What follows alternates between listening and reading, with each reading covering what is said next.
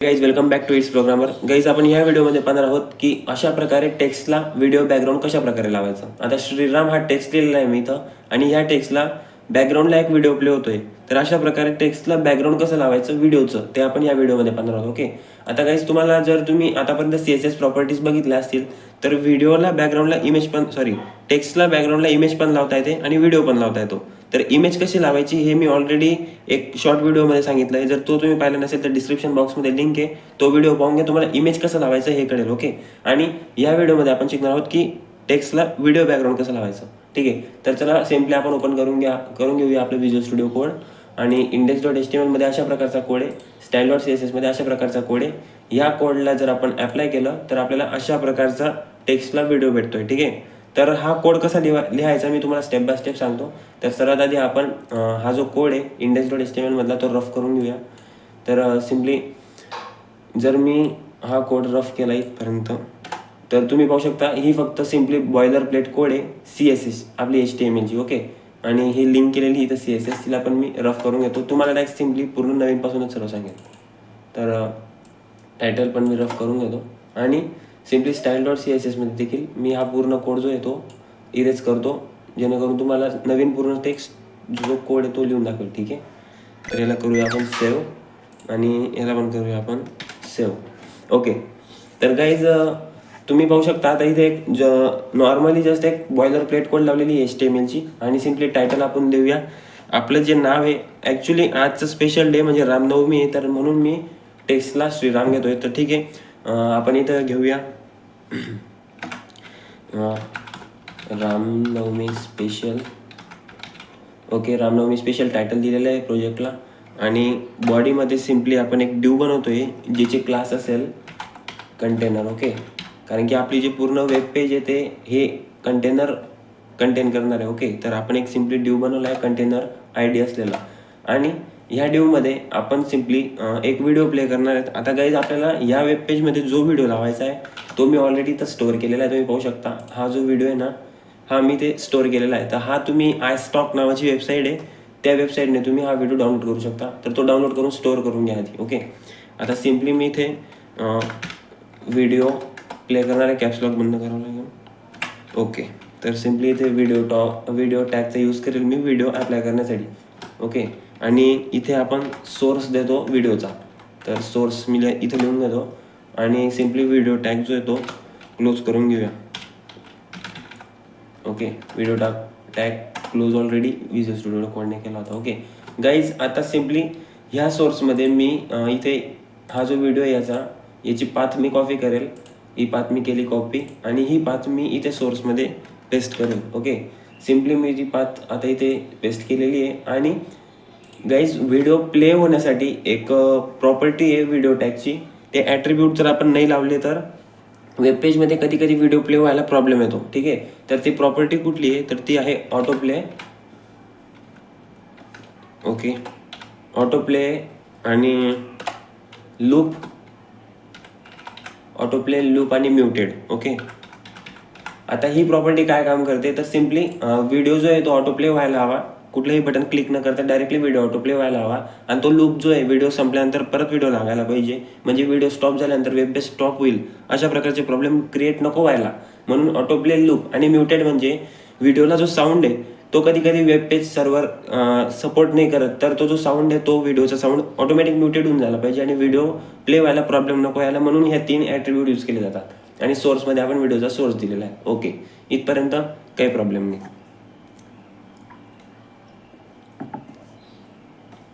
आता सिम्पली हा व्हिडिओ आपण इथे लावलेला आहे आणि हा व्हिडिओ प्ले होतोय का हे आपल्याला चेक करावं लागेल. ठीक आहे ना, तर आपण सिम्पली येऊया आपल्या साईटमध्ये. हे आधीचा मी तो कोड लिहिलेला आहे तो रिफ्रेश नव्हता केला. रिफ्रेश जर केलं तर तुम्ही पाहू शकता की हा जो व्हिडिओ आहे हा व्हिडिओ आपल्या वेबपेजवर प्ले होतोय. ठीक आहे, ओके, इथपर्यंत काही प्रॉब्लेम नाही. आता सिम्पली आपण CSS पण लिहिणार आहोत कोडमध्ये. तर CSS लिहिण्यासाठी आपल्याला आधी CSS फाईल ही जी आपली style.css आहे ही आपल्याला लिंक करावी लागेल. तर लिंक करण्यासाठी आपण सिम्पली हेडमध्ये एक लिंक टॅगचा यूज करतो. ओके, तर मी सिम्पली इथे लिंक करून घेतो, लिंक टॅगचा यूज करतो. आणि इथे आपल्याला ॲट्रिब्यूट द्यावे लागतात. Relation that is rail attribute. आणि रेलमध्ये आपण आपली जी फाईल आहे ती स्टाईल शीट आहे. तर सिम्पली आपण इथे लिहू स्टाईल शीट आणि href म्हणून आपण एक ॲड्रेस पास करतो त्या फाईलचा. ओके, तर hrefमध्ये आपण सिम्पली लिहून घेऊया style.css. ओके, तर style.css आपण दिलेला आहे. आणि जर ओके गाईज, सिम्पली आपण इथे style.css फाईल जी इथे लिंक केलेली आहे. आता आपण स्टायलिंग प्रोव्हाइड करूया. आपण जो व्हिडिओ लावला आहे त्याला स्टायलिंग प्रोव्हाइड करायची. ओके, तर सिम्पली आधी आपण 2 मिनटं इथे वायरच डिटेक्ट. ओके, तर सिम्पली मी इथे आधी कंटेनर जो ड्यू बनवला आहे त्याला मी स्टायलिंग प्रोव्हाइड करेल. तर आपण ID दिली म्हणून हॅशटॅगचा यूज करू आणि कंटेनर. ओके, कंटेनर आणि याला आपण स्टायलिंग देऊया. स्टायलिंग देण्यासाठी सिम्पली मी आधी विथ देतो 100%. ओके, 100%. ओके, आणि परत हाईट पण देतो आणि हाईट मी देतो 100 VH. ओके, 100 VH आणि सिम्पली बस एवढंच देतो मी स्टायलिंग. आणि त्यानंतर जो कंटेनरमध्ये मी व्हिडिओ यूज केलेला आहे ना, तर त्या व्हिडिओला पण मग स्टायलिंग द्यायची. ओके, तर मी सिम्पली इथं ID दिली म्हणून कंटेनर लिहून घेतो कंटेनर आणि कंटेनरमधल्या व्हिडिओ. ओके, कंटेनरमधल्या व्हिडिओला स्टायलिंग द्यायची आहे. तर व्हिडिओला देखील मी सेम CSS प्रोव्हाइड करेल. तर मी सिम्पली ही CSS कॉपी करतो. ही CSS मी कॉपी करतो आणि मी इथे पेस्ट करतो. सिम्पली फक्त एक चेंज करेल मी. हा जो VH आहे ना हाईटचा, तो VH न देता मी त्याला पण % ठेवेल आणि याला करेल मी सेव्ह. ओके, आता पाहूया की ही जी CSS मी अप्लाय केली ही आपल्या साईटला अप्लाय झाली आहे की नाही. तर गाईज तुम्ही पाहू शकता CSS आपल्या साईटवर अप्लाय झालेली ऑलरेडी. आणि आता आपण जो व्हिडिओ आपण टाकलेला आहे त्या व्हिडिओमध्ये टेक्स्ट आपल्याला टाकावं लागेल. ठीक आहे ना, तर आपण सिम्पली परत index.html फाईलमध्ये येऊ आणि इथे जो व्हिडिओ आपण लावला आहे फर्स्ट ड्यूमध्ये, तर त्या फर्स्ट ड्यूला आपण आता हात न लावता एक सेकंड ड्यू बनवूया फर्स्ट ड्यूमध्येच. ओके, या फर्स्ट ड्यूमध्येच आपण एक परत सेकंड ड्यू बनवूया. तर सिम्पली मी आणि त्या सेकंड ड्यूची ID आपण घेऊया टेक्स्ट बॉक्स. ओके, तर सिम्पली मी इथं टेक्स्ट बॉक्स नावाचा एक ड्यू बनवतो. ओके, आणि ह्या ड्यूमध्ये आपण एक हेडिंग बनवूया H1 नावाची. या हेडिंगमध्ये आपण लिहूया कॅप्सलॉकमध्ये लिहितो, म्हणजेच काय जे नाव आहे ते थोडं दिसायला भारी वाटतं. मला कॅप्सलॉक आवडतात. तुम्ही कुठल्याही प्रकारचा फॉन्ट यूज करू शकता. श्रीराम. ओके, श्रीराम जी की जय हो. आणि सिम्पली आपण इथे हेडिंग जी आहे ती करूया क्लोज. ओके, हे मी करतो सेव्ह. आणि याला पण आपल्याला स्टायलिंग द्यावी लागेल, तो तर विषयच नाही. तर मी परत इथे स्टायलिंग देण्यासाठी हॅशटॅग टेक्स्ट कॅप्सलॉक बंद करावं लागेल. कॅप्सलॉक बंद, टेक्स्ट आणि बॉक्स.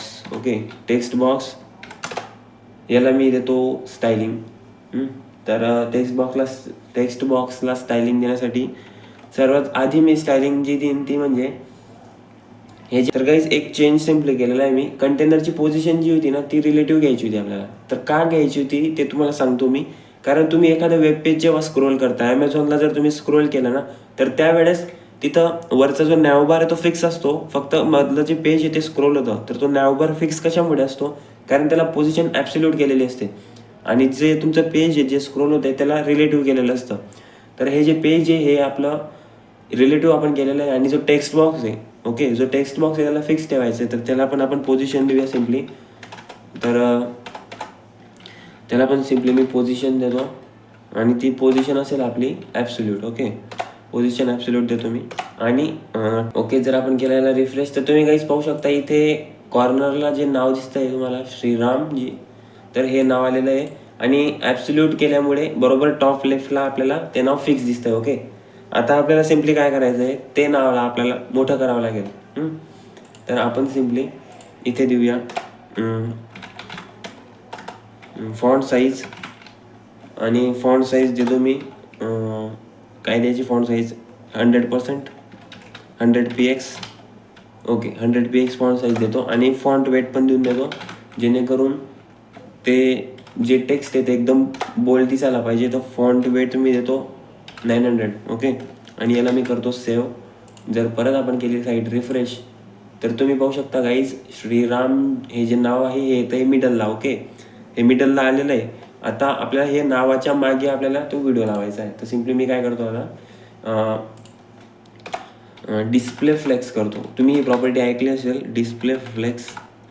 डिस्प्ले कीबोर्डचा प्रॉब्लेम आहे गाईज, थोड्या दिवसांमध्ये नवीन कीबोर्ड येणार आहे, तर तेव्हा आपल्याला अजून फास्ट टायपिंग करता येईल. ओके, डिस्प्ले मी करतो फ्लेक्स.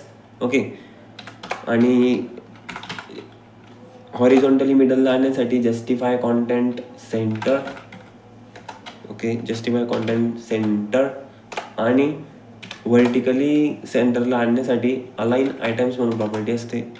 तर अलाइन आयटम्स त्याला पण करू आपण सेंटर. ओके, तर आय होप हे झालं असेल. करतो मी सेव्ह आणि परत चेक करतो साईट, करतो इथे रिफ्रेश.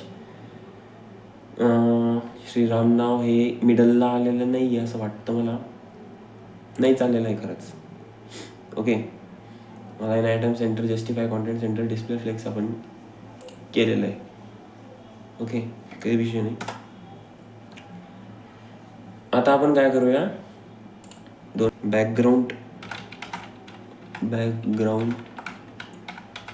बॅकग्राऊंडला जो व्हिडिओ प्ले होतोय तो व्हिडिओ प्ले नको व्हायला, तर बॅकग्राऊंडला आपण सिम्पली कलर देऊन देऊया एक, जो असेल ब्लॅक.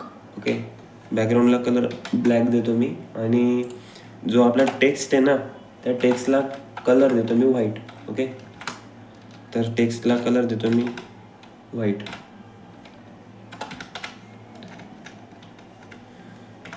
आणि मी हे करतो सेव्ह आणि परत करतो इथे रिफ्रेश. तर श्रीराम नाव तुम्हाला दिसतंय. ओके, कलर व्हाईट दिला आहे आणि बॅकग्राऊंड ब्लॅक दिलेलं आहे, पण तरी देखील हे जे श्रीराम नाव आहे हे सेंटरला नाही येते. त्याच्यासाठी आय थिंक तरी हाईट आणि विड्थ जी आहे ना टेक्स्टची ती आपल्याला द्यावी लागेल मला असं वाटतं. तर सिम्पली टेक्स्ट आपण बॅकग्राऊंड ब्लॅक केलेलं आहे, डिस्प्ले फ्लेक्स केलेलं आहे. इथे आपण सिम्पली हाईट आणि विड्थ परत एकदा यूज करूनच घेऊ. हाईट पण मी देतो 100% आणि सिम्पली विड्थ पण तसंच करूया आपण. विड्थ पण मी देऊन देतो 100%. ओके, आणि जर मी हे केलं सेव्ह, जर आलो परत साईटमध्ये जर केलं रिफ्रेश, या आता तुम्ही पाहू शकता गाईज, श्रीराम नाव हे जे हे एक्झॅक्ट मिडलला आलेलं आहे. ओके, आणि हेच आपल्याला हवं होतं. तर सिम्पली गाईज तुमचा 99% कोड झालेला आहे. आता फक्त 1 लाईन कोड लिहायचा आहे आणि त्या 1 लाईन कोडने तुमची बॅकग्राऊंडचा व्हिडिओ टेक्स्टच्या एक्झॅक्ट बॅकला लागेल. ओके, तर तो 1 लाईन कोड असा आहे की आपल्याला यूज करायचा आहे मिक्स ब्लेंड मोड. ओके, मिक्स ब्लेंड मोड, आणि त्याला आपल्याला करायचं आहे मल्टिप्लाय. जर मी केला हा 1 लाईन कोड सेव्ह आणि जर मी आलो परत माझ्या साईटमध्ये, जर मी केलं इथे रिफ्रेश, तर गाईज तुम्ही पाहू शकता अमेझिंग असा इफेक्ट लागलेला आहे श्रीराम नावाला. श्रीराम नावाच्या एक्झॅक्ट बॅकला एक व्हिडिओ जातोय. तर गाईज कसा वाटला हा व्हिडिओ मला नक्की कमेंट करून सांगा. कारण टेक्स्टला इमेज लावणं तर बऱ्यापैकी सोपं आहे, पण टेक्स्टला व्हिडिओ लावणं याच्यासाठी एवढा कोड आपल्याला करावा लागतो. ठीक आहे, तर मग भेटूया पुढच्या व्हिडिओमध्ये. Till then keep learning, keep coding.